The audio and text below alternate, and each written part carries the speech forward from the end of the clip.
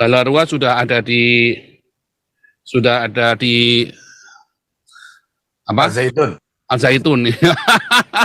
Luar biasa Pak Santi Amer sama Bu Linda sama Bu Lis ya. Nggak ada capeknya. Ngerti ini ya. Sebentar. Ini kapan ini, Pak? Ini baru Oh, baru ya. hari ini. Oh, iya. Ngapain? Luar biasa. Ini ya. Ini Pak Santi Amer dengan ini ya Panji Gumilang ya. Nah, ini luar biasa ya. Galarua ini ya di luar segala kelemahan kekurangannya memang harus diakui ya. Galarua zaman Pak Santi Amer ini luar biasa ya. Gebrakannya ini memang nggak kaleng-kaleng ya. Harus diakui ya. Kalian orang-orang pejabat-pejabat Islam persis seperti hari ini. Apakah orang Tionghoa mencuri, merampok kalian orang-orang pribumi? Tidak. Kalian orang-orang pribumi yang saling gorok-gorokan sendiri, saling bidat-membidatkan, menyesatkan, ya kan? Makanya kalian kere, urusannya agama terus titit terus kalian urusin. Nggak pikir bagaimana caranya cari duit, tapi mikirin bagaimana muasin titit. Itulah masalahnya, masalah kalian.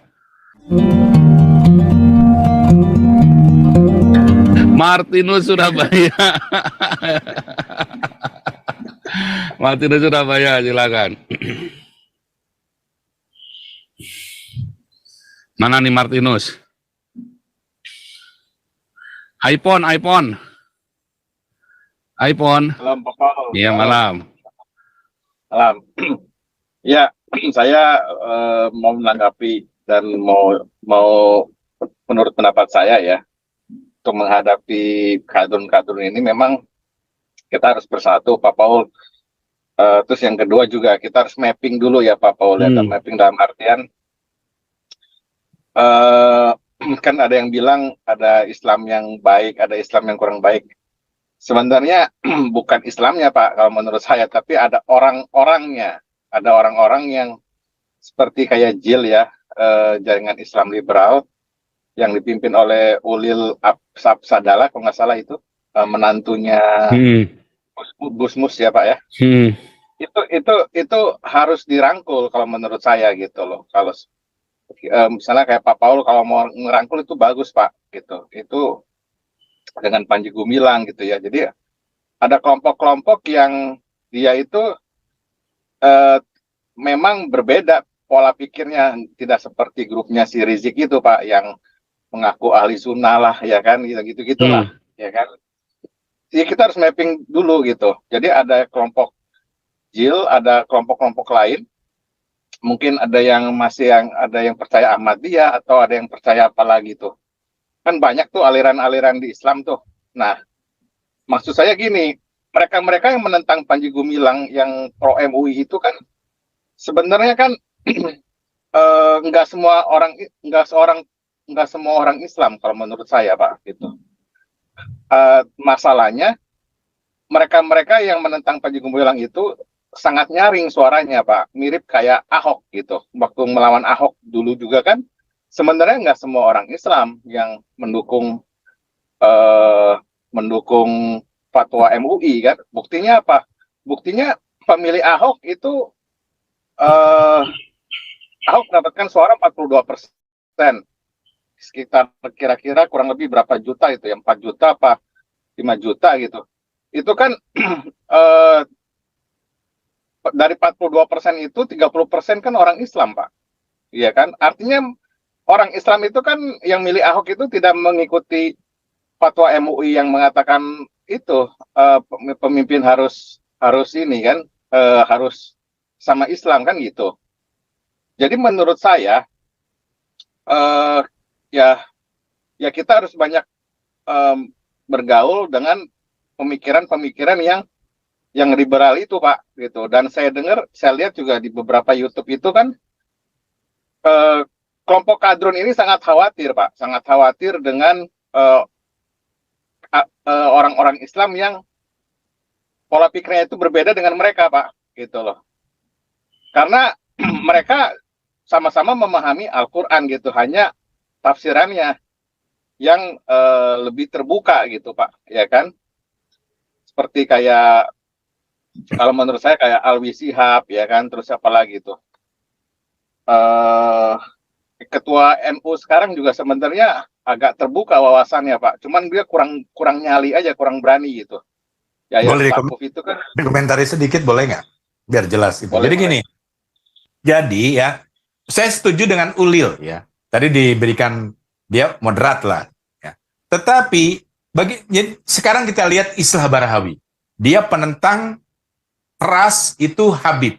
Jadi sejarahnya itu bagaimana dia ditipu Habib, tapi Habib itu sebenarnya bukan turunan Nabi.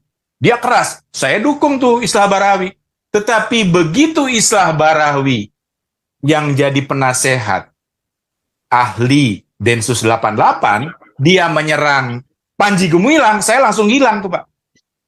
Hormat saya kepada Pak, seperti hormat saya kepada Pak Ulil tadi, itu saya takut Ulil pun nanti mengkritik Panji Gumilang gitu maksudnya. Jadi Ya, itu nggak apa. itu repotnya di situ. Ya, itu yang saya maksud mapping Pak. Jadi orang-orangnya itu kita harus pilih-pilih gitu. Jadi orang-orangnya seperti apa? Seperti kayak Abu Janda itu kan jelas dia kan cukup berani juga Pak. Dia pro Israel ya kan, terus juga mengatakan bahwa memang orang Islam itu sudah sangat rasis gitu terhadap orang non Muslim. Yang sederhana kan pembangunan rumah ibadah ya kan. Musola segala macam kan, pembangunan masjid musola itu sangat mudah, tidak diperlukan IMB atau syarat-syarat kayak apa sih, lingkungan sekitar berapa puluh orang gitu kan ya Pak ya, izin RT RW atau izin pemerintah setempat gitu. Sedangkan kayak gereja gini kan benar-benar harus mengikuti peraturan SKB 2 Menteri Pak ya kan. Jadi maksud saya memang kita harus mapping dan ya tetap sih Pak, tetap dari kita juga harus digiatkan ya persekutuan doa di rumah-rumah, karena nggak ada gunanya kita kebaktian tiap minggu yang di tempat-tempat mewah gitu ya, megah-megah besar-besar, tapi sehari-hari itu ya kita tidak bertumbuh gitu ya imannya ya. Terus mengenai partai ya Pak ya, kalau menurut saya ya mungkin PSI Pak yang sekarang ya, Partai Solidaritas Indonesia, yang sementara sih yang cukup berani Pak menyatakan bahwa faktor intoleransi ini sangat dibutuhkan gitu loh, sangat nomor satu diprioritaskan untuk segera diatasi gitu ya kan. Sedangkan partai-partai lain yang ada sekarang nggak ada Pak, bahkan Perindo juga dia fokusnya malahan ke masalah kemakmuran gitu Pak, tidak tajam kayak PSI langsung ini bahaya nih masalah toleransi gitu, karena pada faktanya di masyarakat sekitar di Indonesia ini ya memang orang-orang kita ini yang kadun-kadun ini sangat vokal sekali gitu Pak ya. Terus Jadi kalau disederhanakan begini Pak, jadi NU itu sebenarnya 54% sampai 57% menurut riset Messner dan Burhanuddin Muhtadi, itu profesor ya, itu setuju pelarangan gereja yang gereja liar tadi itu. Jadi NU itu separuh lebih itu ya, separuh lebih dalam riset kedua orang tersebut memang kadrun. Nah jadi gitu. Tapi sayangnya Islah Barahawi yang saya sebut tadinya bukan kadrun, bukannya dia memilih berdebat dengan Panji Gumilang, karena Panji Gumilang mengatakan Quran bukan kalamullah atau bukan firman Allah, dia malah langsung bilang ajaran sesat. Itu nggak benar untuk seorang Islah Barahawi yang sudah mendapatkan stempel, ya predikat lah, sebagai moderat. Nah ini yang saya khawatirkan Pak. Kalau dipisah-pisah itu, sebab masih belum jelas. Berapa yang tahu riset Messner tadi kan? Itu kan karena saya interest gitu. Kok NU tidak bisa disimpulkan sebagai ormas moderat sampai akhirnya di channel ini disebut bahwa NU itulah yang membubarkan banyak gereja. Enggak Pak, saya tidak bilang NU ormas moderat. Yang saya bilang adalah mapping person to person Pak. Mayoritas NU itu kadrun, saya juga setuju gitu. Cuman ada beberapa oknum-oknum person-person itu sebenarnya mereka wawasannya itu terbuka gitu. Hanya mereka nggak Setuju, ada Pak. nyali, Pak. Tapi ketika yang tadi saya sebut, ketika tadinya kan saya kalau Islah Barawi ngomong saya nonton, saya dengerin. Tapi di akhirnya tiba-tiba mengkritik Panji Gumilang. Saya jadi bingung, Pak. Sebenarnya bingung tadi, tapi lama-lama ya akhirnya jadi terpaksa saya ya udah, pokoknya Islah Barawi udah dicoret sama saya sebagai Islam moderat gitu. Mungkin hanya sebagai alat saja gitu dia tuh. Alatnya Ya, NU saya setuju, supaya Pak. Ya. supaya terkesan sebagai ormas moderat, padahal kadrun juga gitu. Ya, nanti kan berjalannya waktu ini kan kita melihat Pak siapa-siapa yang konsisten, kayak misalnya Buya Ma'arif dulu ya kan konsisten membela Ahok gitu kan. Atau siapa lagi tuh, itu. Pak. Ya, maksud saya adalah ada Hmm. oknum-oknum di kalangan Islam itu yang sebenarnya ya itu seperti kayak Gus Dur, hanya mereka tidak Ya, berani betul. gitu loh. Karena kenapa? Ya. Karena dibully sama mayoritas di sini gitu Indonesia gitu kan. Dihabisin lah Gus Dur aja ibaratnya cucunya Wahid Hasyim aja dibully kan. Ya, Pak. Kalau Nah, ini yang kalau menurut saya jangan-jangan gini Pak, yang moderat itu sebenarnya kalau saya bilang, saya udah sering juga ngomong bahwa itu 60% sebenarnya. Mereka itu adalah orang Nusantara yang dipaksa menuliskan agamanya itu Islam dalam KTP-nya. Coba kalau Memang melihat betul, dari sejarahnya, kalau mereka dibebaskan memilih agamanya, mereka akan pilih agama kejawen, sebutlah, atau Oh agama iya kan lainnya. kejadiannya Iya, pembunuhan dulu. 3 juta orang PKI kan karena mereka Islam abangan. Ya, Iya, Pak. sama. Ya. Betul. Masyumi Karena itu dulu agama Masyumi kejawen apa Masyumi ya tidak dulu diakui. ya. Ansor ya 3 juta 3 juta orang yang dibunuh sama Ansor ini kan karena 3 juta dianggap Islam abangan. Jadi memang itu benar Pak Kajamada. Ya. Memang Sedang. dari dulu agama kejawen tidak diakui, Pak. Ya. Ya, karena dulunya tidak diakui, baru belakangan diakui Iya, kejawen baru itu belakangan kan. ini. Zamannya Termasuk siapa Konghucu itu ya? juga kan baru- Agama dan kepercayaan itu ya. Iya, Konghucu juga baru-baru ini, Pak. Iya, zamannya Gus Dur. Iya. Agama Konghucu Betul, pun baru diakui zamannya Gus Dur. Padahal Iya. Konghucu sendiri juga bukan agama sebetulnya. Konghucu itu Saya pun filosofi Konghucu, hidup, Pak. saya pendeta Kristen tapi saya Konghucu. Konghucu kan adalah sebuah kultur sama seperti kejawen. Iya. Konghucu Kultur. itu filosofi hidup, Pak, sebetulnya. Filosofi, iya, filosofinya iya, orang bukan Tionghoa. Iya. Iya, ya. Bukan agama, Pak, memang. Jadi memang agak makanya nih ya, sebentar kok Itu gambar saya nggak kelihatan gray area, sebentar. Pak. Gambar saya kok nggak kelihatan. Ini nanti masuk siapa saja boleh masuk. Oh ini Pak Martinus Surabaya nih. Habis ini Pak Martinus ya. Ini iPhone nggak usah dimatikan, nggak apa-apa. Sebentar Martinus ya. Jadi begini saudara ya. Memang Indonesia ini ada banyak kemunafikan. Kemarin saya bikin short YouTube ya. Saya kemarin juga ada bilang. Indonesia ini Pancasilanya udah diambil sama Belanda. Belanda masuk Indonesia, masuk Nusantara. Mereka belajar. Kenapa orang-orang ini begini? Dia melihat masuk sampai ke dalam. Ilmuwan, sosiolog, sains, semua masuk ke dalam. Mereka mempelajari Indonesia sebagai objek, Nusantara sebagai objek, dan mereka ambil harta yang paling berharga, yaitu apa? Pancasila, saudara. Itulah harta paling berharga yang dimiliki oleh Nusantara. Lalu kalian nggak punya. Sementara Belanda ambil sedot semua. Wah, sebentar, saya spotlight ini. Ini penting saudara ya. Nah, ini saya spotlight ini. Wah, nih. Sementara ya. Mana tadi? Bentar. Ini penting ya.